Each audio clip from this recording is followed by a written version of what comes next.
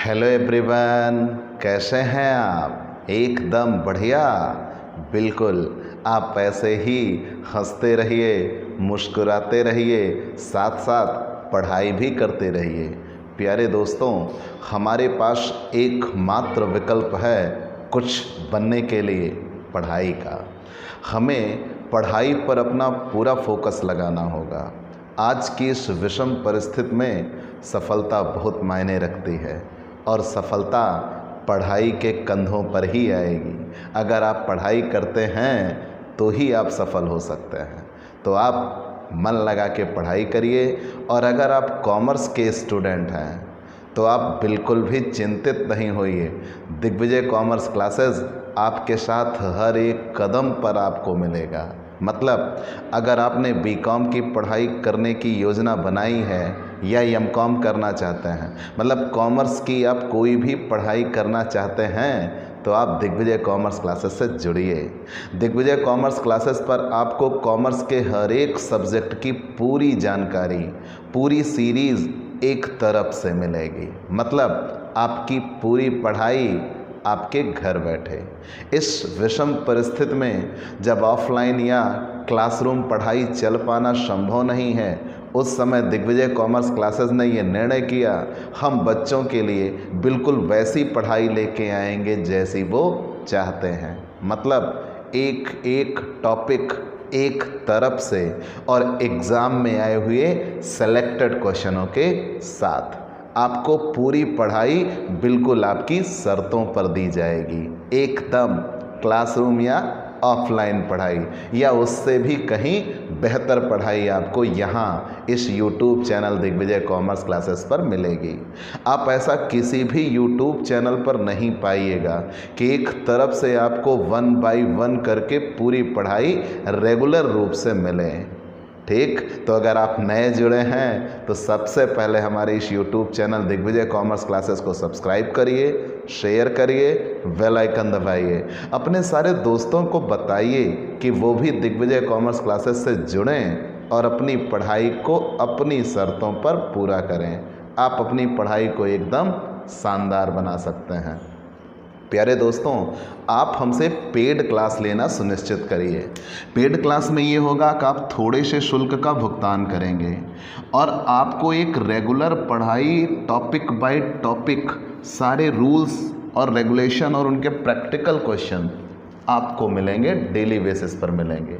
आप हमसे किसी भी सब्जेक्ट, कॉमर्स के वो सब्जेक्ट हो, किसी भी सब्जेक्ट की पूरी सीरीज़ ले सकते हैं। पूरी आपको PDF मिलेगी। आप हमसे सब्जेक्ट वाइज या क्लास वाइज पढ़ सकते हैं। तो पेड क्लास की जानकारी के लिए आप हमारे WhatsApp नंबर पर संपर्क करिए, आपको पेड क्लास की पूरी जानकारी दे दी जाएगी। और ये रहा मेरा WhatsApp नंबर। चलिए दोस्तों, अब आपने इतना जान लिया तो हम डॉक्टर राम मनोहर लोहिया, अवध यूनिवर्सिटी फैज़ाबाद के बीकॉम पार्ट 2 व्यावसायिक सांख्यिकी, मतलब आज की हमारी क्लास बिजनेस स्टैटिक्स की क्लास है। प्यारे दोस्तों, बिजनेस स्टैटिक्स लगभग हम पूरा समाप्त कर चुके हैं। हमने केंद्रीय प्रवृत्ति की माप पूरा पढ़ा दिया, अब किरण एवं विषमता पूरा पढ़ा दिया, सहसंबंध पूरा पढ़ा दिया। आगे सूचकांक 1 या 2 क्लास में समाप्त हो जाएगा। लेकिन इन सब बीच में हमने जब ये पेपर उठा के देखा, आपको ये दिख रहा होगा पेपर में ये देखिए एक बड़ा क्वेश्चन दिखा। कौन सा? काल श्रेणी का विश्लेषण। पूरे 15 नंबर का क्वेश्चन है कि काल श्रेणी विश्लेषण क्या है, काल श्रेणी के कौन कौन संघटक होते हैं और किसी काल श्रेणी में उपनति मापने की विभिन्न पद्धतियों को स्पष्ट कीजिए। और ये वर्ष 2020 के एग्ज़ाम में आया हुआ पेपर है डॉक्टर राम मनोहर लोहिया, अवध यूनिवर्सिटी का। पूरे 15 नंबर का थ्योरेटिकल पार्ट। तो प्यारे दोस्तों, और अगर आप अनसॉल्व उठा के देखिए तो ऐसा ये लगभग हर वर्ष मिल जाता है। तो बहुत इम्पॉर्टेंट टॉपिक है और थोड़ा हीनता भरी नज़रों में इसको रखा जाता है। कहीं ना कहीं लोग इसे छोड़ते हैं, पढ़ते नहीं हैं। ठीक, या यूँ कह लीजिए टीचर छोड़ते हैं, पढ़ाते नहीं हैं। तो आप काहे चिंता करते हो? हम हैं ना, हम आपको एक एक टॉपिक ढूंढ ढूंढ के पढ़ाने का प्रॉमिस किए हैं ना। बिल्कुल आपको सबसे दमदार पढ़ाई दूंगा इस YouTube channel Digvijay commerce classes पर। तो प्यारे दोस्तों, आज की हमारी क्लास है काल श्रेणी का विश्लेषण, एनालिसिस ऑफ टाइम सीरीज। काल से अभिप्राय समय से होता है, टाइम से होता है। इंग्लिश में आपने टाइम देख लिया, अगर हिंदी में भी लिखा था तो काल का अभिप्राय किससे होगा? समय से होगा। आपने ये पढ़ा होगा कि समय बहुत बलवान है। क्यों है? क्योंकि समय को रोका नहीं जा सकता। ठीक, आपको रोका जा सकता है, 4 लोग पकड़ लिए, आगे नहीं बढ़ पाइएगा, लेकिन समय बहुत बड़ा बलवान है, आप समय को रोक नहीं सकते। ठीक, कोई कितना भी ताकतवर क्यों ना रहा हो, उसने आज तक समय पर विजय हासिल नहीं की। तो मतलब सत्य यह है कि समय कभी ठहरता नहीं, निरंतर आगे बढ़ता रहता है। और अगर समय निरंतर आगे बढ़ता रहता है तो परिवर्तन होना स्वाभाविक है। और अगर परिवर्तन होगा, समय बदलने के साथ परिवर्तन होगा, और जब समय बदलने के साथ परिवर्तन होगा तो ये परिवर्तन स्वाभाविक रूप से हर क्षेत्र में देखने को मिलेगा। मतलब सामाजिक, आर्थिक, व्यावसायिक, राजनीतिक, हर क्षेत्रों में परिवर्तन देखने को मिलेगा। आर्थिक रूप से हुए परिवर्तन को अर्थशास्त्री अध्ययन करना चाहते हैं, ताकि उन्हें ये पता लगे कि आर्थिक समस्याएं चल कैसे रही हैं, अर्थव्यवस्था कैसे कार्य कर रही है। सामाजिक क्षेत्रों में हुए परिवर्तन को समाजशास्त्री अध्ययन करना चाहते हैं, और एक उद्योगपति या व्यवसायी हमेशा ये अध्ययन करना चाहता है कि उसके उद्योग में होने वाले परिवर्तन कैसे हैं, क्या किया जाए, किस रणनीति से आया जाए कि बेहतर लाभ कमाया जाए। मतलब हर एक व्यक्ति समय में हुए परिवर्तन के साथ साथ अन्य क्षेत्रों में हुए परिवर्तन का अध्ययन करना चाहता है। और वास्तव में जब समय में हुए परिवर्तन के साथ साथ अन्य चीज़ों में परिवर्तन हो जाता है, जब उसी का हम अध्ययन करते हैं तो वही काल श्रेणी का विश्लेषण कहलाता है। ठीक है, उसे ही काल श्रेणी का विश्लेषण कहते हैं। मतलब भूतकालीन परिस्थितियों के आधार पर, पास्ट में जो बीता, पास्ट में जो सिचुएशन थी, तो भूतकालीन परिस्थितियों के आधार पर जब हम भविष्य के लिए योजना बनाने के लिए आगे आएँ तो काल श्रेणी वहाँ पे सहायक होगी। ठीक, आप समय श्रेणी के आधार पर ये देखेंगे कि भूतकाल में क्या हुआ था, और भविष्य में आप कौन सी योजना लेकर आइए तो आपको बेहतर परिणाम मिलेंगे। उसका अध्ययन आप कहाँ करेंगे? काल श्रेणी के विश्लेषण में करेंगे। तो दोस्तों, ये तो था इंट्रोडक्शन। काल श्रेणी का अर्थ क्या होता है? तो सबसे पहली चीज़ तो ये, काल श्रेणी को ऐतिहासिक श्रेणी, ऐतिहासिक क्यों? जस्ट पास्ट, ऐसा हुआ। तो काल श्रेणी को ऐतिहासिक श्रेणी या समयानुसार श्रेणी भी कहा जाता है। ठीक है, काल श्रेणी को ऐतिहासिक श्रेणी या समयानुसार श्रेणी भी कहा जाता है। चलिए, हमने मान लिया कि काल श्रेणी को ऐतिहासिक श्रेणी या समयानुसार श्रेणी भी कहते हैं। जैसे जब कभी आंकड़े या सूचनाएं वर्ष के आधार पर, महीने के आधार पर, हफ्ते के आधार पर या दिन के आधार पर दी गई हों तो उसे ही काल श्रेणी कहते हैं। आपने जाना, फिर से जान लीजिए। काल श्रेणी को समयानुसार श्रेणी या ऐतिहासिक श्रेणी कहते हैं। जब कभी सूचना समय अर्थात वर्ष के आधार पर, महीने के आधार पर या दिन के आधार पर दी जाए तो उसे ही काल श्रेणी कहते हैं, और उसी का अध्ययन करना काल श्रेणी का विश्लेषण कहलाता है। ठीक है, अब इसमें 2 बातें कही गई हैं। समय एक जगह स्वतंत्र चर होता है, मतलब समय में कहीं कोई परिवर्तन होगा वो समय जिम्मेदार होगा, और समय एक जगह आश्रित चर होता है।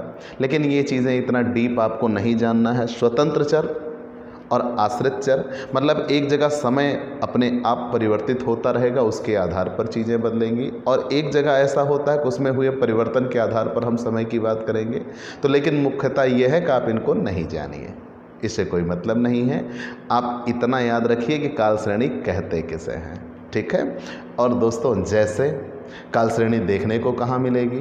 काल श्रेणी का उदाहरण आपको कहाँ मिलेगा? आपने ये तो कह दिया कि जब सूचनाएं समय के आधार पर, मतलब वर्ष, महीने, दिन के आधार पर दी हो, घंटे के आधार पर दी हो, तब उसे ही काल श्रेणी कहते हैं। जैसे किसी एक रोगी के शरीर का तापमान आप हर एक घंटे में नोट करते हो, वो काल श्रेणी है। आप किसी भी वर्ष में किए उत्पादन का आप अध्ययन करते हो, वो काल श्रेणी है। आप 10 वर्ष में जनसंख्या का अध्ययन करते हो, वो काल श्रेणी है। अभिप्राय ये, जहाँ समय के आधार पर सूचना मिले, आंकड़े मिलें, उन्हें हम काल श्रेणी कहते हैं। ठीक है, आपने इतना तो जान लिया होगा कि काल श्रेणी का विश्लेषण से आपका क्या अभिप्राय है। अब हम आते हैं काल श्रेणी के विश्लेषण का महत्व तो क्या है। अगर आप काल श्रेणी का विश्लेषण करते हो तो फायदे क्या होंगे? ठीक है, पहले ये भी तो जाना जाए कि टाइम एनालिसिस सीरीज का बेनिफिट क्या बनता है। सबसे पहला, भविष्य का पूर्वानुमान। कोई भी व्यवसायी एक सफल व्यवसायी तभी हो सकता है जब वो भविष्य का पूर्वानुमान लगा के चले। मतलब वो हमेशा ये प्रेडिक्शन करता है कि इन फ्यूचर हम क्या करें। कभी भी आप कहीं भी जाइए तो एक ठहराव की स्थिति बेहतर स्थिति नहीं होगी। तो आप निरंतर फ्लो में रहना चाहते हो। अगर आप निरंतर फ्लो में रहना चाहते हो तो एक व्यवसायी या एक उत्पादक हमेशा ये जानना चाहता है, ये कृषक ही क्यों ना हो। ठीक, एक कृषक, एक व्यवसायी, एक उत्पादक, हर एक व्यक्ति हमेशा ये चाहते हैं कि भविष्य में क्या होगा। ठीक, उसकी पहले से एक योजना बना दी जाए, और जितनी ही बेहतर योजना होगी उतने बेहतर परिणाम होंगे। तो भविष्य में योजना बनाने के लिए आप किसका अध्ययन करेंगे? काल श्रेणी का अध्ययन करेंगे। तो इससे भविष्य का पूर्वानुमान लगाया जाता है। और दूसरा, बेटा कभी भी पूर्वानुमान लगाया जाएगा वो किसके आधार पर लगाया जाएगा? याद रखना, जो पूर्वानुमान होता है, फोरकास्टिंग होती है, प्रेडिक्शन होता है, वो फ्यूचर के लिए होता है और होता हमेशा पास्ट के आधार पर है। तो भूतकाल में घटित हुई घटनाओं के आधार पर आप भविष्य का अनुमान लगाते हैं, और जब भूतकाल की घटनाओं का विश्लेषण करेंगे वो भी क्या होगा? काल श्रेणी होगी। ठीक है, तो भूतकालीन व्यवहार का विश्लेषण होता है। चलिए, ये मान लिया, दोनों जान लिया ना कि भविष्य के लिए हम अनुमान लगा रहे होते हैं। जब कभी हम भविष्य के लिए अनुमान लगा रहे हों तो उसे ही क्या कहा जाएगा? भविष्य का पूर्वानुमान।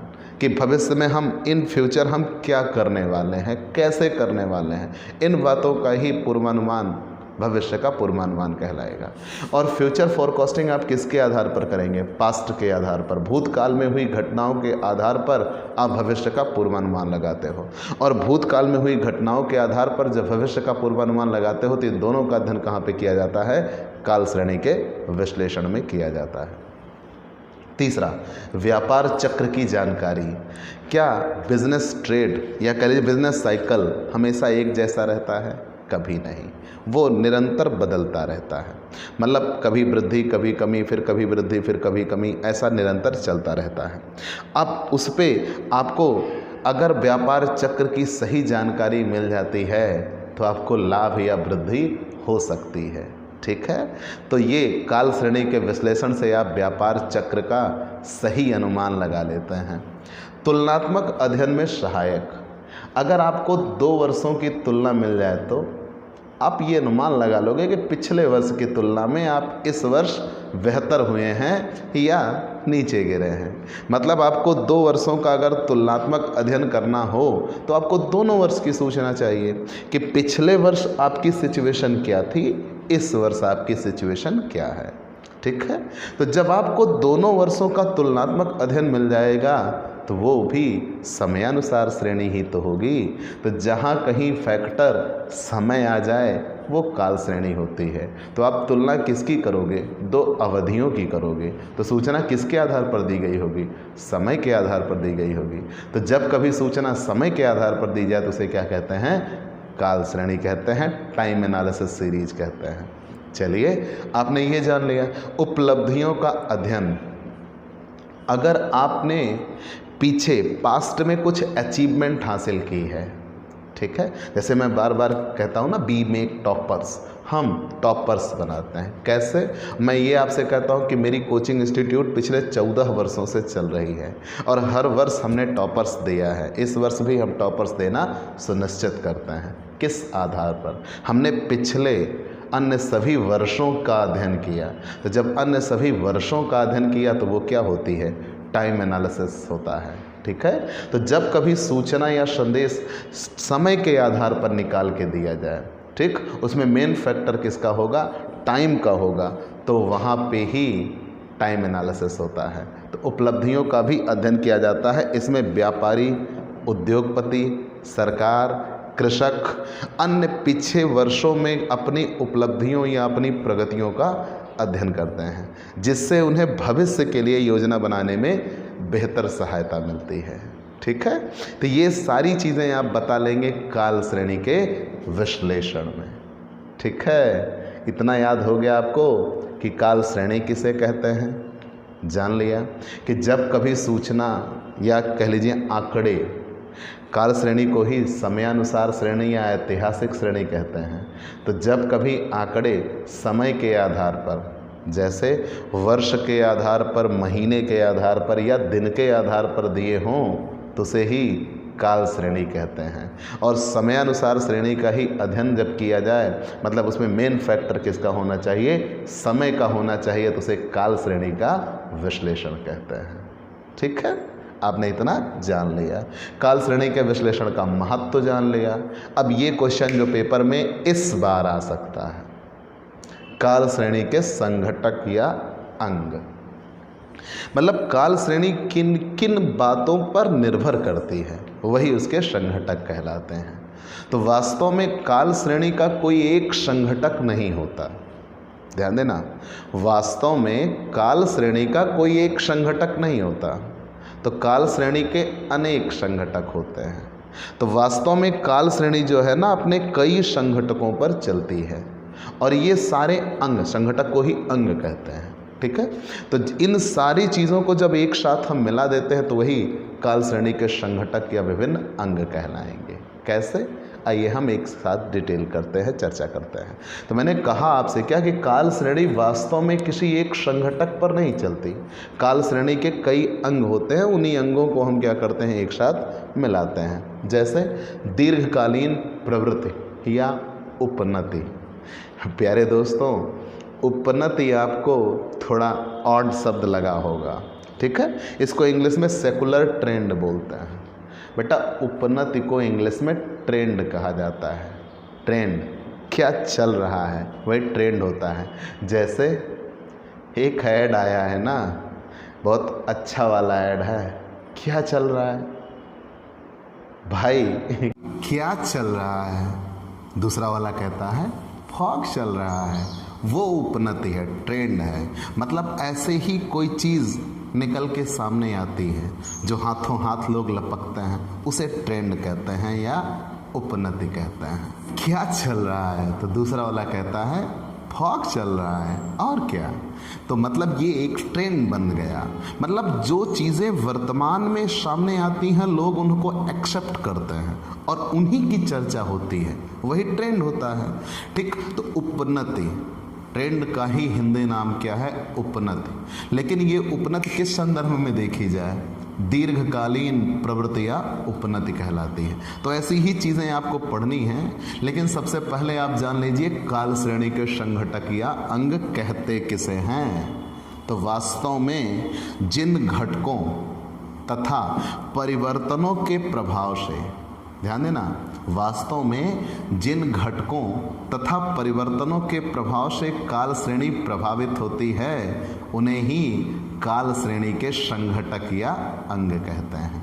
फिर से जान लीजिए, वास्तव में जिन घटकों या परिवर्तनों के प्रभाव से काल श्रेणी प्रभावित होती है, उन्हें ही काल श्रेणी के संघटक या अंग कहते हैं। और उसमें सबसे पहला होता है दीर्घकालीन प्रवृत्ति या उपनति।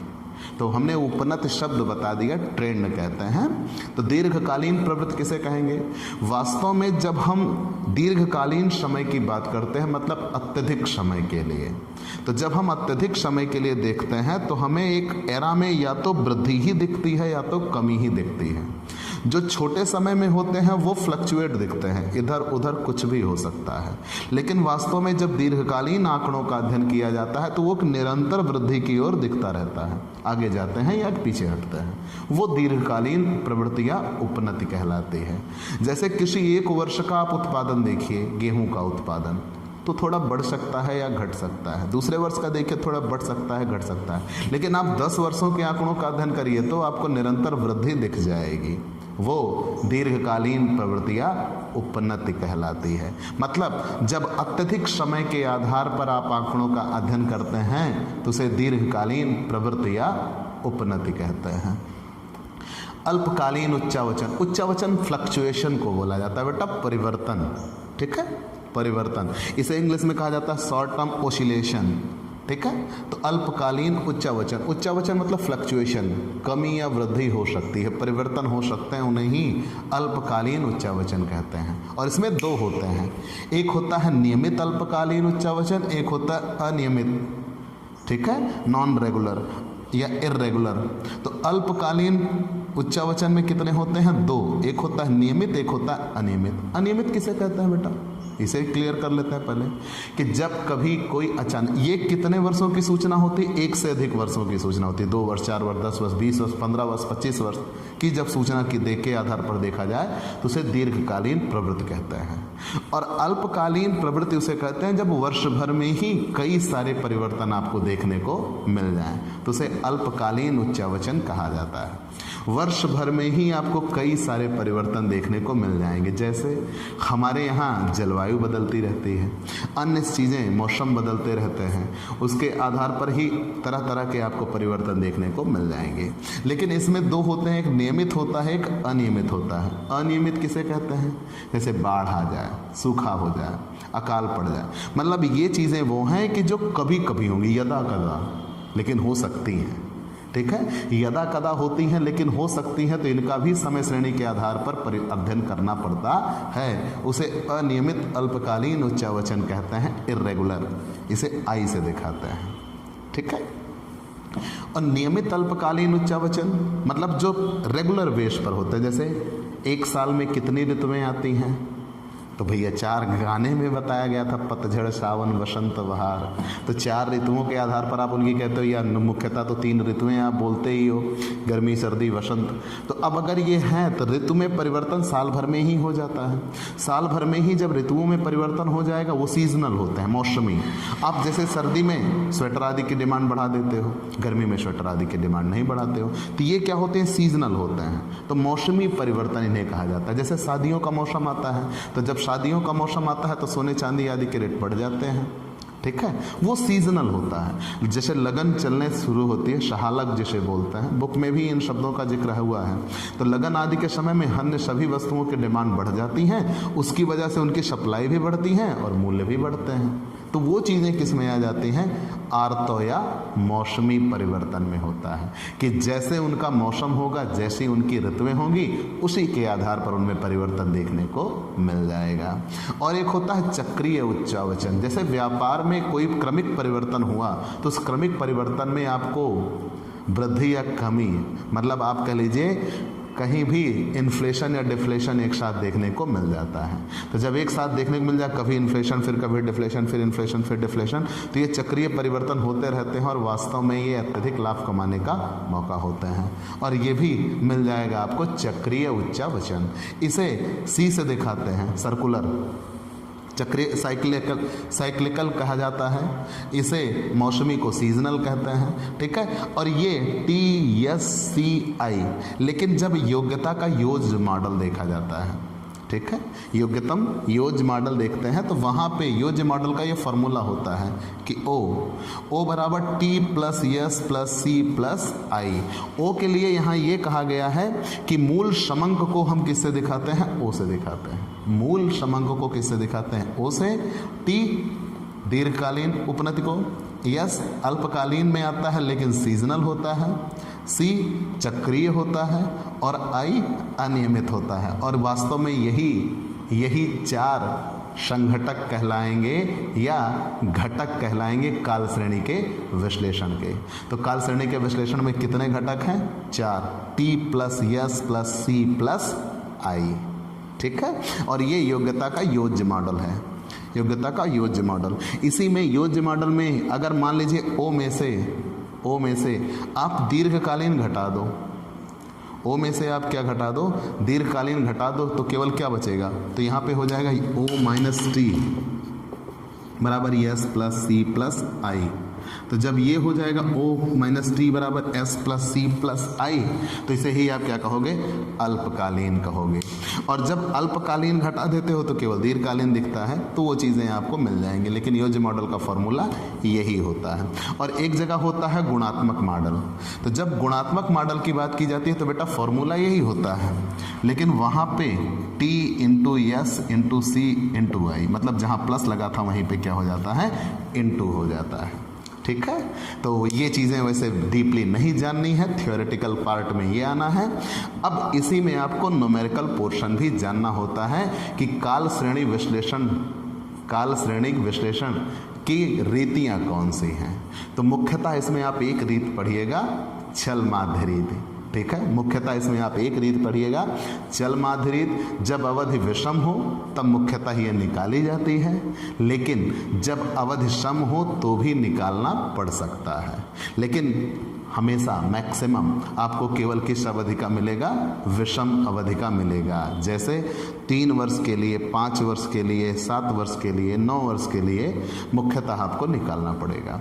तो आप चल माध्य रीति सीखेंगे तो काल श्रेणी विश्लेषण की रीतियाँ आपको पढ़नी होगी और उन्हीं के आप प्रैक्टिकल क्वेश्चन पढ़ेंगे। वहीं पे ये लेसन समाप्त हो जाएगा, जितना आपको पढ़ना है आपके काम का। ठीक है, तो आपको ये टॉपिक कैसा लगा हमें ज़रूर बताइएगा। आपके लाइक और कमेंट का इंतज़ार रहेगा। और हाँ, आप हमसे पेड क्लास ज़रूर लीजिए। पेड क्लास पाने के लिए आप हमारे व्हाट्सएप नंबर पर व्हाट्सएप करिए, मैसेज करिए, आपको पेड क्लास की पूरी जानकारी दे दी जाएगी, जिसमें आप थोड़े से शुल्क का भुगतान करके अपनी पढ़ाई को एकदम शानदार बना सकते हैं। तो आज के लिए इतना ही। आज से हम फिर मिलेंगे अगली क्लास चल माध्य रीति के लिए। 2 क्वेश्चन बताऊंगा, एक जब अवधि विषम हो और एक जब अवधि सम हो। चल माध्य रीति समाप्त हो जाएगी और वहीं पे ये लेसन भी आपके लिए समाप्त हो जाएगा। तो चलते हैं दोस्तों, बाय बाय दोस्तों।